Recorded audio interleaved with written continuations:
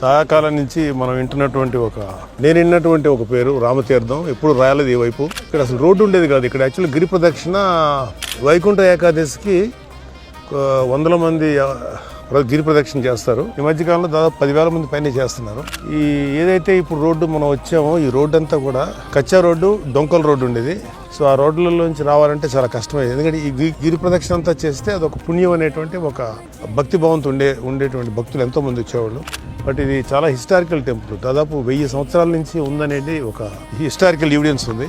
మనకి ఇంత చారిత్రకమైన విలువలు ఉన్నటువంటి ఈ టెంపుల్స్కి మనం బేసికల్గా కొంత సో నిజంగా ఈ ప్రాంతం వాళ్ళకి ఎంత దీని గురించి ఎంత తెలుసో తెలియదు, కానీ ఇది ఒక మన రాష్ట్రానికి ఒక గొప్ప tourist attraction apart from spiritual tourism అనుకోండి. పవన్ కళ్యాణ్ గారి యొక్క ఆధ్వర్యంలో చాలా మంచి పనులు చేపడుతున్నారు.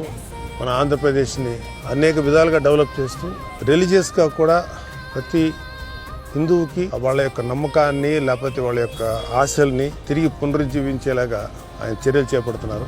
మనస్ఫూర్తిగా ఈ సందర్భంగా అభినందిస్తున్నాను. అండ్ అలాగే పంచాయతీరాజ్ శాఖ సంబంధించి ప్రతి ఒక్కరిని కూడా అందరినీ కూడా మనస్ఫూర్తిగా అభినందిస్తున్నాను ఇంత మంచి చర్యలు చేపట్టినందుకు. జై శ్రీరామ్.